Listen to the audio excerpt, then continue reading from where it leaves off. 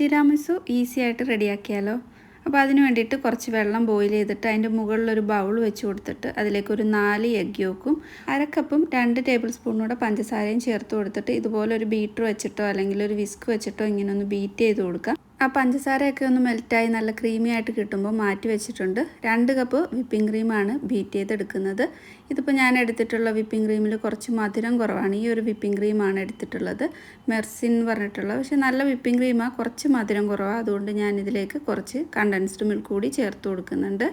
അല്ലെങ്കിൽ icing sugar ചേർത്ത് കൊടുത്താലും മതി. ഒരു 1/4 കപ്പ് കണ്ടൻസ്ഡ് മിൽക്ക് ചേർത്ത് കൊടുത്ത് നന്നായിട്ടൊന്ന് മിക്സാക്കി എടുത്തിട്ടുണ്ട്. അതിലേക്ക് ഒരു 1.5 കപ്പ് ക്രീം ചീസാണ് ഇട്ട് കൊടുത്തിട്ടുള്ളത്. അല്ലെങ്കിൽ മാസ്കർപോണി ചീസ് ഉണ്ടെങ്കിൽ അത് ചേർത്ത് കൊടുക്കാവുന്നതാണ്. എന്നിട്ട് അതും ഒന്ന് മിക്സ് ആക്കിയിട്ട് നമ്മൾ നേരത്തെ ചെയ്ത് വെച്ചിട്ടുള്ള എഗ് യോക്കിൻ്റെ ഒരു കസ്റ്റാർഡ് ഇതിലേക്ക് ചേർത്ത് കൊടുക്കാം. എന്നിട്ട് വാനില എസൻസും ചേർത്ത് കൊടുത്ത് ഒന്ന് മിക്സ് ചെയ്തെടുക്കുക. ഒരുപാട് ബീറ്റ് ചെയ്യരുത്. ഇതുപോലെ ഒരു വിസ്ക് വെച്ചിട്ട് ഒന്ന് മിക്സ് ആക്കി എടുത്താലും മതി. അപ്പോൾ ക്രീം റെഡി ആയിട്ടുണ്ട്. ഇതിലേക്കുള്ളൊരു കോഫി റെഡിയാക്കി എടുക്കാം. അപ്പോൾ കോഫി പൗഡറും വെള്ളവും ചെറിയ ചൂടുള്ള വെള്ളവും ചേർത്ത് മിക്സ് ചെയ്ത് മാറ്റി വെച്ചിട്ട് ഇതേപോലെ ലേഡീസ് ഫിംഗർ ബിസ്ക്കറ്റാണ് ഞാൻ എടുത്തിട്ടുള്ളത്. ഇതെല്ലായിടത്തും ചിലപ്പോൾ കിട്ടണമെന്നില്ല. അപ്പോൾ ബിസ്ക്കറ്റ് അല്ലാതുള്ളതായാലും യൂസ് ചെയ്യാം. ഇതേപോലെ ഒരു ട്രേയിലേക്ക് ഇങ്ങനെ ഒന്ന് കോഫിയിൽ ഒന്ന് ഡിപ്പ് ചെയ്തിട്ട് അറേഞ്ച് ചെയ്ത് കൊടുത്തിട്ടുണ്ട്. എന്നിട്ട് നമ്മൾ തയ്യാറാക്കിയിട്ടുള്ള ക്രീം ചേർത്ത് ഇതുപോലെ ഒരു ലെയർ റെഡിയാക്കി എടുക്കാം.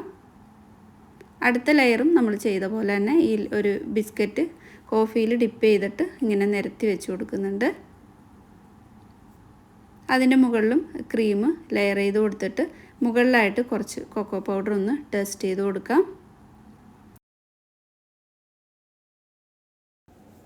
ഇതിനി ഫ്രിഡ്ജിൽ ഒരു 4-5 മണിക്കൂറെങ്കിലും വെക്കണം. ഓവർനൈറ്റ് വെക്കുകയാണെങ്കിൽ അത്രയും നല്ലതാണ്. ഞാൻ മറ്റൊരു ട്രേയിലും ഇതുപോലെ ചെയ്തിട്ട് ഫ്രിഡ്ജിൽ വെച്ചിട്ട് നന്നായിട്ട് തണുപ്പിച്ചെടുത്തിട്ടുണ്ട്. അപ്പോൾ ഇതിനി കട്ട് ചെയ്തിട്ട് സെർവ് ചെയ്യാം.